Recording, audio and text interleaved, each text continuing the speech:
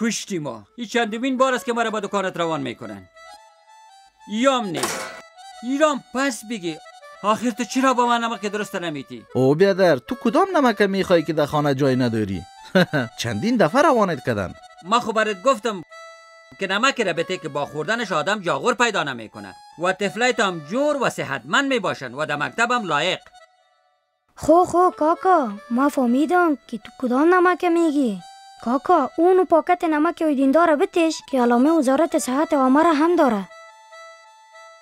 شاباز بچه، چی بچه فهمیدستی؟ تو چطور شناختیش؟ کاکا جان چرا نشناسمش؟ در خانه ما همیشه از نمک آیدینی استفاده میکنن. خانم های وریزده از نمک آیدیندار کار میگیرن، هم در پخت و پز و هم بر سر دسترخوان.